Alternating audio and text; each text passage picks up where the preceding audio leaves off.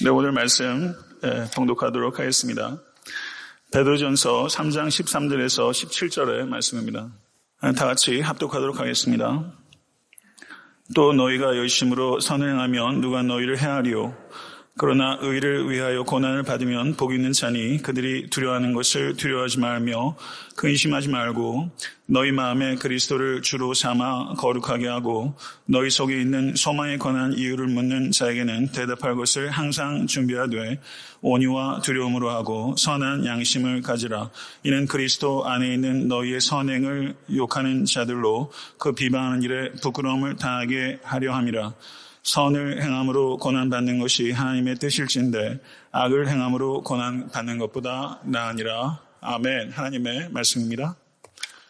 우리 전우차 앞은 둘러보시면서 참 좋은 아침입니다. 이렇게 느낌이 좀 실리게 참 좋은 아침입니다. 이렇게 좀 인사하시죠.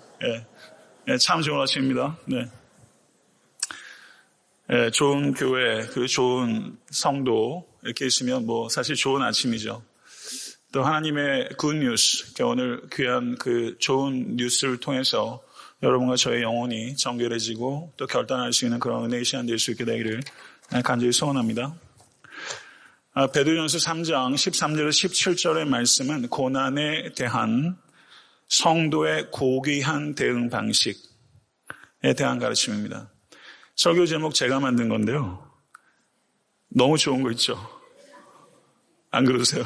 고난에 대한 성도의 고귀한 대응 방식. 그리스도의 고난이라는 주제가 베드로전서에서 계속 사실은 암시되고 언급돼 왔습니다. 1장 6절, 2장 12절, 15절, 19절, 3장 1절, 9절 등에서 그러했습니다. 그렇지만 그리스도인의 고난이라는 주제가 전면적으로 부각되기 시작하는 시점이 바로 오늘 본문입니다. 중생한 이후로 고난을 대하는 성도님들의 삶의 방식에 변화가 있으셨습니까? 고난을 대하는 성도의 방식의 변화는 중생의 증거일 뿐만 아니라 다른 이의 중생의 중요한 계기가 될 수 있다는 것을 우리는 깊이 생각해야 됩니다. 그리스도께서 우리가 고난을 어떻게 대해야 하는가에 대해서 완벽한 모범이셨습니다. 그리고 그리스도께서는 우리 그리스도인들이 완벽한 모범이 될 수는 없지만 그리스도의 자취를 따라 탁월한 모범이 되기를 원하고 계시다는 것을 받아들이실 수 있게 되기를 바랍니다. 오늘 본문을 보게 되면 또 너희가 열심으로 선을 행하면 누가 너희를 해하리요? 라는 질문으로 시작합니다. 열심을 내고 계십니까? 열심을 내고 계시다면 도대체 무엇에 열심을 내고 계십니까? 로마서 10장 2절에 보게 되면 내가 증언하노니 그들이 하나님께 열심히 있으나 올바른 지식을 따른 것이 아니니라. 이렇게 말씀했습니다. 유대인의 문제는 잘못된 열심의 문제였습니다. 잘못된 열심은 통제되지 않는 불에 비유할 수 있습니다. 한국의 제천의 화재, 밀양의 화재 얼마나 안타까운지 모르겠어요. 통제되지 않는 불처럼 위험한 것도 없습니다. 교회 안에서도 진리로 통제되지 않는 열심, 그것은 통제되지 않는 불과 같은 것입니다. 이것은 진리로 통제되지 않는 열심은 교회 안에서 아무것도 하지 않는 게으름보다 훨씬 위험한 것입니다. 그래서 우리가 열심을 갖고 있다 하는 것으로 충분하지 않습니다. 왜냐하면 아주 열심히 잘못을 저지르고 교회를 위태롭게 할 수 있기 때문입니다. 잘못된 열심은 존재와 관계에 대해서 소홀한 열심입니다. 그러다 보니까 존재와 관계를 소홀하기 때문에 균형의 문제 그리고 관계의 문제가 지속적으로 발생할 수밖에 없는 치명적인 한계를 가지고 있는 것입니다. 성도 여러분, 참된 열심을 가지십시오. 그럼 참된 열심은 어디에서 나오는가? 우리의 죄된 의지에서 나오는 것이 아니라 참된 진리에서 파생합니다. 여러분이 참된 진리를 진실로 깨닫게 되면 참된 진리에서 참된 열심은 자연적으로 나타나게 되는 것입니다. 이것을 존 스토트 목사님께서는 균형 잡힌 기독교라는 책에서 아주 탁월하게 정의하고 있는데요. 경청하시기 바랍니다. 존 스토트 목사님의 말입니다. 진리는 우리를 뜨겁게 합니다. 진리는 결코 우리를 차갑게 하거나 메마르게 하지 않습니다. 진리는 오히려 우리를 따뜻하게 하고 열정적이게 합니다. 성도 여러분, 진리로 따뜻해지고 계십니까? 진리로 열정적이 되어가고 계십니까? 참된 열심과 거짓된 열심이 어떻게 구별되는가? 거짓된 열심은 자신을 드러내지만 참된 열심은 자신을 가립니다. 고린도전서 2장 3절을 보게 되면 너희 가운데서 거할 때 약하며 두려워하며 심히 떨었노라. 사도 바울이 전도사가 아니잖아요. 사도입니다. 근데 사도가 말로도 아니고 글로 내가 너희 가운데 거할 때 약하며 두려워하며 심히 떨었노라 말하는 이 정직함. 참된 열심을 가지고 있는 사람은 항상 조심하는 것입니다. 참된 열심을 가지고 있는 사람은 자기가 추구하는 일이 놀랍게 성공해도 결코 과하게 흥분하거나 자랑하지 않고 오직 예수만 드러내고 하나님께 감사만 드리는 사람입니다. 참된 열심이 오래 가겠습니까? 거짓된 열심이 오래 가겠습니까? 참된 열심이 오래 가는 법입니다. 참된 열심이 절제력이 있겠습니까? 거짓된 열심이 절제력이 있겠습니까? 참된 열심이 절제력이 있어요. 거짓된 열심은 종이에 붙은 불과 같아요. 금방 타올랐다가 금방 사그러집니다. 그러나 참된 열심은요, 나무에 붙이는 불과 같아요. 처음에는 조심스럽게 붙입니다. 그런데 이 나무에 불이 붙으면서 끊임없이 열기와 빛을 발하는 것이 참된 열심이에요.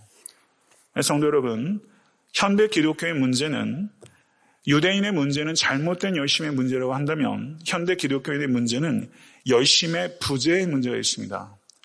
여러분과 제가 참된 진리 안으로 깊이 들어갈 수 있기를 간절히 소원하고, 이 참된 진리가 산출하는 참된 열심으로 가정과 교회와 이웃과 나라 민족을 위해서 분수대로 쓰임받는 모든 권속 되실 수 있기를 간절히 축원합니다.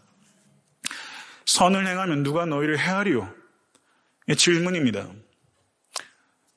이것은 대답을 얻기 위한 질문이 아니에요. 강한 강조를 질문으로 표현한 것이에요. 이것은 뭘 얘기하는 거냐면 선을 행할 때 일반적으로 기대할 수 있는 것은 해가 아니라 상입니다. 세상에서도 선을 행하면 해를 기대하기보다는 상을 기대해요. 이게 상식이에요. 그런데 세상은 말할 것도 없고 교회에서도 여러분이 선을 희생적으로 해보십시오. 모든 사람이 호의적이지 않습니다. 그렇게 생각하는 건 너무 낭만적인 거예요. 우리가 선을 행하지만 그것에 대해서 호의적이지 않고 오히려 시기하고 그리고 관대하고 끌어내려고 하는 사람은 교회 밖에도 많고 교회 안에도 적지 않습니다. 선을 행함에도 불구하고 해를 당할 수 있다는 이 엄연한 현실에 대해서 사도 베드로는 말을 하고 있는 것입니다. 14절에 의를 위하여 고난을 받으면 복이 있다. 믿으십니까? 의를 위하여 고난을 받으면 복이 있다. 이것은 곧 예수 그리스도의 팔복의 말씀을 사도 베드로가 함축적으로 핵심을 요약하는 거예요. 예수께서 마태복음 5장 10절 12절에 가르치시기를 의를 위하여 핍박을 받는 자는 복이 있나니 천국이 그들의 것입니다. 나로 말미암아 너희를 욕하고 박해하고 거짓으로 너희를 거슬려 모든 악한 말을 할 때에는 너희에게 복이 있나니 기뻐하고 즐거워하라. 하늘에서 너희의 상이 큽니다. 너희 전에 있던 선지자들도 이같이 박해하였느니라. 이와 같은 메시지는요, 무리를 모으는 메시지가 아니에요. 이건 사람을 쫓는 메시지입니다. 요즘 교회에 회복되어야 되는 메시지는 바로 이런 메시지예요. 우리는 무리를 호객하는 메시지가 아니라 제자를 세우는 메시지가 회복되어야 돼요. 영국 왕립의학회 한 심리학자가 이 팔복의 예수의 가르침에 대해서 이렇게 편평했어요. 팔복에 배어있는 예수의 가르침은 타인에게 물리적 혹은 정신적 고통을 받고 이상한 만족을 느끼는 병적인 심리 상태인 마조히즘의 냄새가 가득하다. 이렇게 표현했어요. 아주 비아냥거린 것입니다. 세상에 있는 사람들이 팔복의 가르침을 마조히즘이라고 이야기하는 것은 극단적이지만 세상의 거의 대부분의 사람들은요, 의를 위해서 고난을 받으면 복이 있다. 그것을 판타지라고 생각합니다. 착하게 살면 손해본다. 그렇게 생각들 하시지 않으세요? 실제 손해 많이 보시잖아요. 여러분들 자녀에게 정말 의를 위해서 고난을 받으라 라고 가르치실 수 있으시겠어요? 세상 사람들이 그렇게 평가하는 것 어떻게 보면 당연합니다. 그러나 주님께서는 고난을 받는 자가 복이 있나니 선언하셨어요. 믿으십니까? 이건 역설 중에 가장 극치적인 역설이에요. 예수께서 요한복음 10장 10절에 말씀하시기를 내가 온 것은 왕으로 생명을 얻게 하고 더 풍성히 얻게 하려는 것이라. 주님의 말씀입니다. 그러면 우리는 어떻게 풍성한 생명을 얻을 수 있습니까? 그 방법은 의를 위하여 고난을 받는 역설적인 방식을 통해서 풍성한 생명을 누릴 수 있는 것입니다. 아멘. 의를 위해서 고난을 받는 역설적 방식으로 풍성한 생명을 얻을 수 있는데 의를 위해서 고난을 받는 그 역설적 방식이 가장 극치적으로 계시된 사건은 우리 주 예수 그리스도의 십자가 사건입니다. 받아들이십니까? 그 의를 위해서 고난을 받는 독생자, 흠이 없으신 예수 그리스도의 그 고난을 인해서 우리는 값없이 복을 누리게 된 거예요. 아멘. 이게 복음입니다. 14절 하반절은 그들이 두려워하는 것을 두려워하지 말며 근심하지 말고 이렇게 번역하고 있는데 번역이 다소 무슨 말인지 애매해요.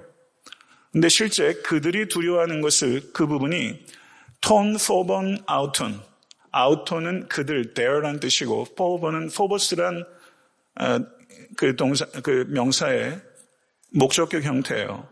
그래서 이것을 그들이 두려워하는 것이라 번역했는데 실제는 세상 사람들이 위협하는 것을 이렇게 번역하는 게 훨씬 의미가 통합니다. 그래서 많은 영어 번역에 NIV 번역도 비롯하고 their threats, their terrors 이렇게 번역해요. 그들이 위협하는 것을 두려워하지 말고 근심하지 말아라. 근심하다로 번역하고 있는 성경 원어가 타라소라는 단어인데 이 단어는 쩔쩔매다, 마음이 산란하여 심히 떨다 이런 뜻이에요. 그리고 두려워하지 말고 근심하지 말라. 이것은 두 개의 부정명령형이 연결되고 있는 건데요. 실제 성경 원어상으로는 이 두 개의 부정명령이 똑같은 강조가 있는 것이 아니라 뒤에 게도 강조가 증폭되는 거예요. 그러면 이와 같은 단어의 의미와 문법을 반영해서 이 부분을 번역하면 세상 사람들이 위협하는 것을 두려워하지 말고 더 나아가 조금도 쩔쩔매거나 떨지 마십시오. 사도 베드로의 말씀입니다. 하나님의 말씀이에요. 아멘. 성도 여러분, 세상 사람들이 위협하는 것을 두려워하지 말고 더 나아가 조금도 쩔쩔매거나 떨지 마십시오. 마태복음 10장 28절 31절에 가르치시기를 몸은 죽여도 영혼은 능히 죽이지 못한 자들을 두려워하지 말고 오직 몸과 영혼을 능히 지옥에 멸하실 수 있는 일을 두려워하라. 참새 2마리가 한 아사리온에 팔리지 않느냐. 그러나 너희 아버지께서 허락하지 아니하시면 그 하나도 땅에 떨어지지 아니하리라. 너희에게는 머리털까지 다 세신 바 되었느니 두려워하지 말라. 너희는 많은 참새보다 귀하니라. 믿으십니까? 하나님께서 우리의 머리카락까지 세세요. 믿으세요? 하나님께서 머리카락까지 세신다는 것은 하나님께서 우리의 모든 것을 아시고 모든 상황을 다스리신다는 것을 의미하는 것입니다. 하나님의 지식과 하나님의 통치 밖에서 우리에게 일어날 수 있는 일은 하나도 없습니다. 믿으십니까? 우리에게 일어나는 일들은 하나님의 지식과 하나님의 주권적인 통치 안에 다 있는 거예요. 하나님의 통치 아래 있습니다. 요한복음 18장을 보게 되면요, 예수께서 잡혀가신 장면입니다. 비상적으로 보게 되면 굉장히 음울한 장면이에요. 그리고 실제 패션 오브 크라이스트 같은 영화를 보게 되면 그 장면이 굉장히 무섭게 표현되어 있어요. 그런데 실제 성경을 보게 되면요, 저는 그것은 빅토리라고 생각합니다. 왜냐하면 예수께서 잡혀가는 장면에서 예수님은 용기가 있는데 예수님을 잡으러 온 군병들은 오히려 두려워하고 있어요. 유다와 로마 군대와 제사장들과 바리새인들의 하숙들이 등과 회와 병기를 가지고 왔다 이렇게 말하고 있습니다. 그때 군대라고 번역되고 있는 성경 원어가 스페이라라는 헬라어인데요. 이 단어는 최소한 200명에서 최대 600명 정도를 의미하는 적지 않은 군병이에요. 그들이 중무장을 하고 온 거예요. 만에 하나 있을 유혈사태, 전쟁터에서 한번 보세요. 서로 총을 겨누겠는데 누가 오발이라도 안 된다면 양쪽에서 교전이 어마어마하게 벌어집니다. 일촉즉발의 상태로 유혈사태를 예비해서 200명에서 600명이 중무장하고 온 거예요. 그런데 예수께서는 그 당할 일을 아시고 나아가 말씀하시기를 18장 4절에 너희가 누구를 찾느냐? 나사렛 예수를 찾는다. 18장 5절에 내가 그니라. 어두운 밤중에 나사렛 예수를 찾으려고 하니 군병들이 쉽지 않았을 거예요. 근데 예수께서 너희가 누구를 찾느냐? 내가 그니라 라고 말하면서 오히려 군병들의 체포를 도와주고 계신 것 같아요. 스스로 자기를 드러내셨어요. 여러분 희한하지 않습니까? 내가 그니라. 근데 18장 6절을 보시게 되면 그들에게 내가 그니라 하실 때 그들이 물러가서 땅에 엎드려지는지라. 누가 두려워합니까? 잡혀가는 예수가 두려워합니까? 잡으러 온 200명에서 600명의 중무장한 군대가 두려워합니까? 여러분 이상하죠? 예수가 잡혀가는 상황을 통제하고 있는 사람이 군인입니까? 잡혀가는 그리스도입니까? 잡혀가는 그리스도께서 그 순간도 다스리고 계시고 예수께서 골고다의 십자가에 달릴 때도 그 형집행을 하는 사람은 백부장이지만 그 모든 상황을 다스리신 이는 하나님이십니다. 그래서 백부장이 마가복음 15장 39절에 이는 참 하나님의 아들이니이다. 예수님은 본인이 죽는 그 순간에도 희생되신 것이 아니라 약속을 성취하신 것이에요. 예수님께서 잡히실 때도 십자가에 달릴 때도 모든 상황을 다스리신 것이 그리스도라면 여러분의 모든 삶 속에서 우리를 주권적으로 통치하신 이는 언제나 그리고 영원토록 하나님이십니다. 이것을 진실로 믿는 자는 두려워하지도 말고 더 나아가 조금도 쩔쩔 매지 말아라. 이게 하나님께서 여러분과 저에게 주신 말씀이에요. 15절을 보게 되면 너희 마음에 그리스도를 주로 삼아 거룩하게 하고 이렇게 긍정명령으로 나아가고 있는데요. 이것도 의미가 무슨 뜻인지 좀 생각하게 돼요. 이름을 거룩하게 하여 주옵시며 주기도문의 기도를 생각하게 하는데요. 이 뜻은 거룩하게 하다로 번역된 성경 원어는 그리스도를 주로 삼아 이렇게 되는데 실제 문법적으로는 동격입니다.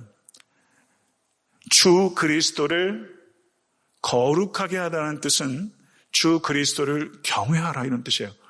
주 그리스도를 경외하라 이 뜻은 주 그리스도를 두려워하라는 뜻입니다. 하나님에 대한 두려움은 하나님의 공의로우심과 하나님의 사랑하심에 대한 참된 인간의 참된 반응입니다. 하나님의 공의로우심과 하나님의 사랑하심에 대한 참된 반응은 두려움이에요. 세상에서 우리가 느끼는 두려움은요, 멀리 도망가는 두려움이에요. 두려운 게 있으면 막 뛰어요. 여러분 두려움 때문에 자다가 막 뛰신 적 없으세요?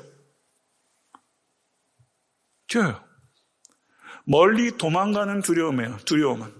그러나 참된 두려움, 단 하나 좋은 두려움인 하나님에 대한 두려움은 멀리 도망가는 두려움이 아니라 가까이 다가가는 두려움이에요. 그래서 하나님을 두려워하는 것은 하나님을 사랑하는 것과 같아요. 사랑할수록 두려워하는 거예요. 사랑해 본 사람은 아시잖아요. 출애굽기 1장에서 히브리 산파 시브라와 부하가 나옵니다. 흥미로운 것은요, 출애굽기 1장에 바로가 나옵니다. 바로는 이름이 아니에요. 그 직위예요. 바로의 이름은 없어요. 그런데 시브라와 부하라는 산파의 이름은 나와요. 이 땅에서 바로와 산파는요, 비교하는 게 웃기는 거예요. 그런데 하나님의 관점에서는 바로는 무명이에요. 이름이 없는 자예요. 그러나 시브라와 부하는 하나님께 이름이 있는 자예요. 가치 있는 자예요. 이 시브라와 부하가 절대 군주의 명령, 히브리 남자아이를 죽여라 라는 명령에 대해서 불복종했어요. 인류 역사의 기록 가운데 남아있는 최초의 불법에 대한 시민 불복종 운동, 저는 이게 그거라고 생각해요. 최초의 시민 불복종 운동, 최초의 NGO입니다. 절대 권력에 거스린다는 것은 왕의 기분을 상하게 하는 정도가 아니에요. 이건 죽는 거예요. 아기를 살리기 위해서 내가 죽겠다라는 결단이 없으면 이렇게 못하는 거예요. 이 문제는요, 여러분과 저의 문제예요. 이 땅에 바로를 두려워할 것이냐, 하늘의 하나님을 두려워할 것이냐, 이 문제예요. 그리고 이 시브라와 부하는 갈등했을 겁니다. 그렇지만 이 땅의 바로를 눈에 보이는 권력을, 그렇지만 보이지 않는 진짜 권위이신 하나님을 두려워하기로 결단했고, 그리고 선택했어요. 그랬더니 출애굽기 1장 21절은 그 산파들은 하나님을 경외하였으므로 하나님의 그들의 집안을 흥왕하게 하신지라. 아멘. 올 한해 하나님을 두려워하십시오. 그게 여러분의 가정과 자녀와 교회가 흥왕하는 비결이에요. 오직 하나님만을 두려워하는 여러분과 저희가 될 수 있을 간절히 축원합니다. 베드로는요, 겁쟁이였어요. 말 많은 사람은 다 겁이 많아요. 베드로 얼마나 말이 많았어요. 일개 여종을 두려워해가지고 여종 앞에서 맹세하면서 자기를 부인한 것이 아니라 그리스도를 부인했어요. 그런데 그가 부활하신 예수님을 만나고 오순절에 성령의 체험을 한 후에 그때 그 이후로는 베드로는 사람을 두려워하지 않게 됐어요. 하나님만 두려워하게 된 거예요. 사내들인 공회에서 불과 얼마 전에 예수께서 사형 선고를 받으신 그 사내들인 공회에서 베드로는 위대한 연설을 두 차례 합니다. 사도행전 4장 19절에 하나님 앞에서 너희의 말을 듣는 것이 하나님의 말씀을 듣는 것보다 옳은가 판단하라. 사도행전 5장 29절에 사람보다 하나님께 순종하는 것이 마땅하니라. 베드로는요, 범부입니다. 이런 말을 할 수가 있는 사람이 아니었어요. 그런데 성령으로 충만하니까 사내들인 공회 한번 쓰면 아마 부들부들 떨릴 겁니다. 그런데 아랑곳하지 않고 하나님만을 두려워하고 판단하라라고 던질 수 있는 이 정도의 담대함을 베드로가 가지고 있어요. 성도 여러분, 올 한해도 삶의 물결이 결코 만만치 않게 여러분의 삶 가운데 올 거예요. 교회도 넘어야 될 파도들이 있을 것입니다. 그러나 성도 여러분, 그때 두려움으로 침몰할 것이냐, 아니면 주님의 사랑과 능력을 전적으로 신뢰하면서 두려움을 이길 것인가? 믿음을 한마디로 정의한다면 두려움을 이기는 것입니다. 여러분과 저에게도 두려움이 있어요. 많이 있으시죠? 두려움의 뿌리가 뭐예요? 하나님을 두려워하지 않는 거예요. 하나님을 두려워하지 않는 데서 모든 두려움이 파생해요. 아무것도 두려워하지 않을 때까지 하나님만 두려워하신 여러분과 제가 될 수 있을 간절히 축원합니다. 베드로는 고난을 견디라, 거기서 이야기를 끝이지 않아요. 고난을 견딜 뿐만 아니라 고난 중에도 증거할 기회를 찾으라, 이렇게 적극적으로 권면합니다. 그래서 너희 속에 있는 소망에 관한 이유를 묻는 자에게 대답할 것을 항상 준비하되 온유와 두려움으로 하고 선한 양심을 가지라. 성도 여러분, 우리는 증인입니다. 우리는 부활의 증인이에요. 우리가 증인이 되기 위해서는 두 가지가 결합되어야 돼요. 담대함과 겸손함이 결합되어야 됩니다. 우리가 우리를 핍박하는 사람에 대한 두려움을 이겼다고 해서 그 사람 앞에서 교만하고 그리고 경솔하게 행동해서는 안 돼요. 그건 어설픈 거예요. 우리를 핍박하는 사람에 대한 두려움을 극복한다 할지라도 그때 우리는 한결같이 온유와 하나님을 두려운 마음을 지켜야 돼요. 사랑하는 성도 여러분, 온유는 고압적이지 않은 정중한 태도를 의미하는 것입니다. 두려움은 사람에 대한 두려움이 아니라 하나님에 대한 두려움이에요. 그리스도인들은요, 정중해야 합니다. 그리스도인들은 예의를 알아야 돼요. 목사가 무례해서는 안 됩니다. 외람되지만 젊은 목회자가 교회 나이 많으신 어르신들한테 말을 높이는 건지 말이 되게 짧더라고요. 그래서 교회가 커서 그런가? 제가 굉장히 갸우뚱했어요. 듣기가 너무 싫었어요. 교회 나이 어르신들에게 목사님도 뭐 50대는 됐지만 말이 너무 짧아가지고 제가 너무 불편하더라고요. 그런 적이 있었어요. 사적인 영역에서는 친근감 있게 말하는 거 괜찮아요. 근데 공적으로 있을 때는 말을 높이시는 거 중요한 것 같아요. 저도 좀 말이 짧으면 얘기해 주세요. 목사님 요즘 말이 좀 짧아지시는데요. 그럼 제가 정신 바짝 차릴게요. 마음속에 그리스도가 있다, 이렇게 표현하고 있어요. 카르디아, 마음속에 그리스도가 있다. 근데 똑같이 마음속에 소망이 있다는 표현이 여기 나와요. 그러니까 마음속에 그리스도가 있는 것은 마음속에 소망이 있는 거예요.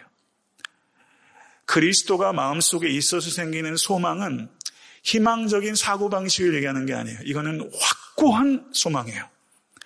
이 소망은 사고방식에서 비롯된 것이 아니라 예수 그리스도의 십자가와 부활과 재림의 복음에 기초하는 소망이에요. 이 소망은요, 우리의 태도와 우리의 내용을 바꿔요. 이 소망에서는 반드시 용기 있는 태도와 깊이 있는 복음에 대한 내용을 산출하는 거예요. 이 소망은 반드시 이렇게 여건합니다. 저는 여러분과 제가 해를 더하면 더할수록 용기 있는 태도와 깊이 있는 내용, 태도와 내용 두 가지 면에서 확연한 진보를 가질 수 있게 간절히 소원합니다. 사도행전 7장을 보게 되면 스데반의 설교와 순교가 나오고 있어요. 한 장 전체를 할애해서 신약 성경에서 사도행전 7장보다 긴 장이 어디 있는지 잘 모르겠어요. 7장 전체가 스데반의 설교와 순교예요. 진리로 뜨거워진 사람이 어떠한 사람인지를 사도행전 7장은 우리에게 여실히 보여줘요. 구약에서부터 아브라함에서부터 구속사를 이 스데반이 쫙 훑으면서 제일 마지막에 사도행전 7장 끝에서 저가 이렇게 설교를 마감해요. 하늘이 열리고 인자가 하나님 우편에 서신 것을 보노라. 주 예수여 내 영혼을 받으시옵소서. 주여 이 죄를 그들에게 돌리지 마옵소서. 이 말을 하고 자니라. 이 말을 하고 자니라. 누가 이걸 썼어요? 누가가 썼어요? 누가는 이 얘기를 어디서 들었어요? 스데반이 죽을 때 옷을 지키고 있었던 사울에게 들었어요. 스데반의 얼굴이 천사와 같았다는 말을 누가 어디서 들었어요? 사울에게 들었어요. 그 이상한 얼굴, 이상한 평안, 천사 같은 얼굴을 사도 바울이 보고 그 마음에 막대기처럼 스데반의 그 설교와 순교가 사도 바울의 영혼을 뒤흔든 거예요. 그리고 다메섹 도상에서 예수를 만남으로 저 완전히 꼬꾸라진 것이죠. 스데반 안에는 소망이 있었어요. 스데반의 설교와 순교는 온유함과 두려움이 결합된 설교와 삶이 무엇인지를 증거하는 거예요. 이 설교와 순교에 찔린 사도 바울이 사도행전 26장에서는 이렇게 설교합니다. 하나님의 도우심을 받아 내가 오늘까지 서서 높고 낮은 사람 앞에서 증언하는 것은 선지자들과 모세가 반드시 되리라고 말한 것밖에 없으니 곧 그리스도가 고난을 받으실 것과 죽은 자 가운데서 먼저 다시 살아나서 이스라엘과 이방인들에게 빛을 전하시리라 함이니이다 하니라. 바울이 이와 같이 변명하며 베스도가 크게 소리내어 이르되 바울아 내가 미쳤도다. 내 많은 학문이 너를 미치게 한다 하니 바울이 이르되 베스도 각하여 내가 미친 것이 아니요 참되고 온전한 말을 하나이다. 그리고 29절에 사도 바울이 복음을 위한 변증을 이렇게 끝맺고 있어요. 바울이 이르되 말이 적으나 많으나 당신뿐 아니라 오늘 내 말을 듣는 모든 사람도 다 이렇게 결박된 것 외에는 나와 같이 되기를 하나님께 원하나이다. 이게 온유함과 두려움이 결합된 증거죠. 온유함과 두려움이 결합돼서 자기 안에 있는 소망이신 예수 그리스도를 증거한 거예요. 성도 여러분, 겸손하고 담대한 증인이 되십시오. 겸손하고 담대한 증인이 되셔서 여러분과 제가 증거해야 될 건 두 가지예요. 하나님의 말씀과 하나님의 역사를 증거하는 것입니다. 겸손하고 담대하게 하나님의 말씀과 하나님의 역사를 증거하는 거예요. 그러면 겸손하게 증거한다는 건 뭘 얘기하는 거예요? 겸손하고 교양 있는 태도인가요? 좋은 매너로 복음을 증거해라 이건가요? 그거 아니에요. 그런 거 아니에요. 복음을 주님을 두려워하는 가운데 제시하는 태도. 주님을 두려워하는 가운데 제시하는 태도. 그것이 겸손이에요. 하나님을 두려워하는 사람은요, 사람에게 반드시 겸손으로 비추게 됩니다. 이것을 아셔야 돼요. 하나님을 두려워하면서 사람에게 무례할 수 없어요. 그렇게 하시면 안 됩니다. 하나님을 두려워하는 만큼 사람에게 겸손하게, 그리고 복음을 증거할 때도 항상 겸손을 통해서 증거돼야 되는데 이 겸손함은 비굴함이 아니라 담대한 겸손함이고 겸손한 담대함입니다. 사도 베드로는 이제 마지막 명령으로 선한 양심을 가지라고 권면해요. 실제 성경 원어를 보게 되면요, 명령형이 아니라 분사 형태입니다. 그런데 분사형이 명령형으로 번역되기도 해요. 범죄자도 양심 선언하더라고요. 옛날에 돈은 헤쳐놓았대요. 그리고 어떤 살인자가 양심 선언해요. 20년 전에 자기가 살인했대요. 근데 죽을 병이 걸려서 얼마 안 남았대요. 그게 지금 자기가 진범이라고 양심 선언한대요. 그래서 제가 그게 양심 선언인지 비양심 선언인지 잘 모르겠더라고요. 정치인도 양심 선언해요. 검사도 양심 선언하더라고요. 그래서 공천 받더라고요. 그래서 이게 양심 선언이면 헷갈려요. 이게 비양심적인 것 같은 거예요. 정말 양심 선언도 있고 어떤 건 의도를 가지고 양심 선언을 하는 것 같기도 하고 세상이 되게 헷갈려요. 그런데 제가 정말 양심 선언이라고 느껴지는, 제 양심을 찔리게 하는 양심 선언이 있었어요. 제가 오래전에 이렇게 스크림에 났던 글이에요. 제가 설교 가운데 종종 이야기를 했어요. 스토리가 가지고 있는 파워가 있습니다.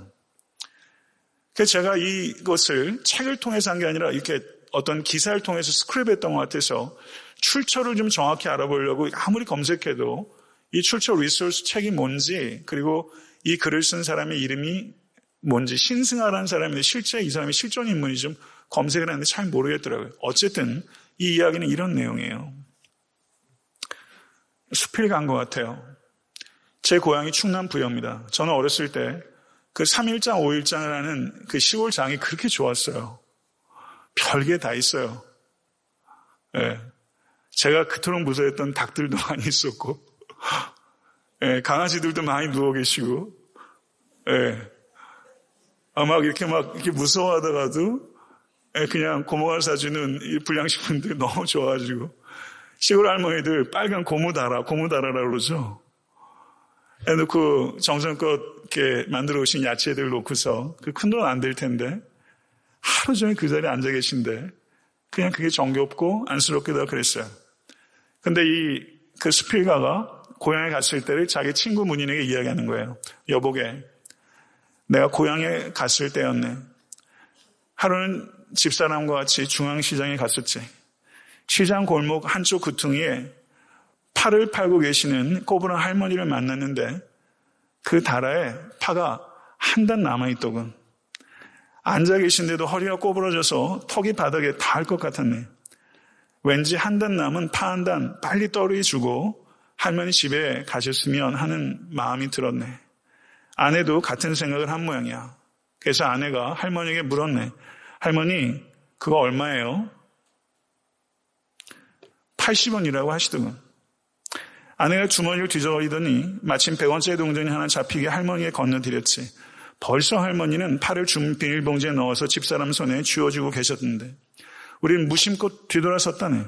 그런데 할머니가 뒤에서 다급하게 우리를 부르는 거야. 왜 부르시던가? 거스름돈 20원을 받아가라는 거야. 그래서 마침 할머니가 10원짜리 하나밖에 없으니 조금만 기다리라고 하시더군. 그래서 할머니 괜찮아요. 그냥 할머니 가지세요. 그렇게 말했지. 그랬더니 할머니가 안 된다는 거야. 낮에는 파 한 단을 100원에 받아도 겠지만 맨 마지막에 파는 파 한 단은 제일 나쁜 단이기 때문에 100원을 받는 것은 경우가 아니라고 하시더군. 그래? 참 재미난 할머니네. 여보게, 그 순간 나는 아차 싶었네. 그래서 기다렸다가 할머니가 거슬려주는 20원을 받아가지고 집으로 돌아갔지. 집에 돌아오면서 내가 어떻게 살고 있는지를 깊이 생각했다네. 부끄러웠네. 아내도 무슨 생각인지 말이 없이 골똘히 생각하더군.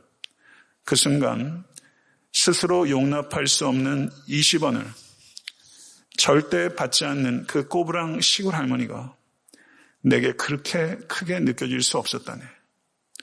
여보게, 우리는 엉터리 아닌가? 여보게, 우리는 엉터리 아닌가? 스스로 용납할 수 없는 20원을 거절하는 가난한 시골 장태 꼬부랑 할머니의 이 양심, 정치인의 양심과는 격이 달라요. 이 할머니의 양심과 목사의 양심, 제 양심과 견주어 보게 돼요. 수필가에게 경종이 됐지만 이 이야기는 항상 제가 생각하고 읽을 때마다 이 단순한 이야기가 저에게 단순하지 않아요. 저에게 참 경종을 울려줘요. 그리스도인의 양심이란 책이 있어요. 그리스도인의 양심과 이 꼬부랑 할머니의 양심. 그리스도인의 양심은 어떤 양심입니까? 이건 자연 발생적인 양심이 아니에요. 그리스도인의 양심은 진리의 빛의 조명을 통해서 형성되고 진리의 영이신 성령님을 통해서 개발되고 성장하는 양심이에요. 출처가 달라요. 사랑하는 성도 여러분, 우리가 살고 있는 시대는 종교 다원주의 시대입니다. 교회가 공격당합니다. 공격당하는 가장 주된 이유가 복음을 증거하기 위해서인가요? 여러분 정말 복음 증거하느냐 핍박 당해보신 적이 한 번에도 있으십니까? 왜 조롱당합니까? 복음을 증거하기 때문이 아니에요. 복음대로 살지 않기 때문입니다. 이웃을 사랑하지 않으면서, 성도를 사랑하지 않으면서, 가족을 사랑하지 않으면서 우리가 예수 그리스도의 십자가를 증거하기 때문에 복음의 능력이 나타나지 않아요. 우리가 성도 간에 서로 사랑하는 것은 우리끼리 형제를 나누면서 즐겁게 누리자, 이게 아니에요. 우리가 사랑하지 않으면 복음이 진보할 수 없어요. 복음이 진보하지 않는 가장 중요한 이유는 교회 안에서 사랑을 찾기가 어렵기 때문이에요. 이것을 저는 깊이 생각하게 됩니다. 사랑하는 성도 여러분, 16절은 이 모든 권면의 목표를 말하고 있어요. 너희의 선행을 유혹하는 자들로 그 비방하는 일에 부끄러움을 당하게 하려 함이니라. 저는 시골 꼬부랑 할머니가 그 수필가를 부끄럽게 했고 저를 부끄럽게 했던 것처럼 저는 여러분과 저의 삶이 누군가에게 양심의 부끄러움을 일으키는 삶을 이끌어낸다고 생각해요. 요즘은 그 신문에 그런 얘기 많이 하더라고요. 부끄러움은 우리 목이라고 이런 말 많이 하더라고요. 정치인들이 너무 형편없게 하고 부끄러우지 않고 그래서 부끄러움은 고스란히 우리 목이에요. 형편없는 목회자의 말들이 많아요. 부끄러워하지 않아요. 부끄러움은 우리의 목이에요. 저는 제가 목회자로서 저는 이제 목회자 모임에 가게 되면 한 중간 정도 나이 되는 것 같아요. 저는요, 후배 목회자들에게 그래도 안 목사, 안 선배 한번 봐봐. 설교 가지고 씨름하는 거 한번 보니까 좀 우리가 좀 부끄러운데? 이렇게 돼야지 되는 거 아닌가요? 사람을 살피고 돕고 배려하는 것들 보니까 내가 많이 엉터리한 것을 깨달았게 되네. 안 목사 보니까 그래. 이건 제 희망사항이에요. 제가 그렇다는 게 아니라. 그렇게 돼야 제가 사람 꼴이 되는 것이고 목사로서 의미가 있는 것이죠. 저는 여러분과 제가 누군가의 삶에 부끄러움을 일으키는 그리고 그 부끄러움에 성령께서 역사하셔서 회개와 회심으로 이어지는 열매가 나타나는 삶이 될 수 있게 될 간절히 축원합니다. 예수 그리스도는 우리의 사령관이세요. 우리는 그 사령관 앞에 서게 될 거예요. 그러나 우리에게 필요한 훈장이 있어요. 그건 선을 행함으로 받는 고난이에요. 이게 훈장이에요. 이 훈장을 여러분들이 양옆에 가득 달고 선을 행함으로 받는 고난, 주님께서 물으실 것 같아요. 안선호, 너 주와 복음을 위해서 당한 고난 한 가지라도 있으면 한번 얘기해봐. 못 찾으면 어떻게 해요? 여러분과 제가 주 앞에 섰을 때 선을 행함으로 당한 고난, 이것이 복이라고 그랬으니까요. 이것을 훈장처럼 사령관이신 예수 앞에서 부끄럽지 않게 담대하게 서실 수 있는 여러분과 저의 평생의 삶이 될 수 있게 되기를 간절히 소원하고 축원합니다.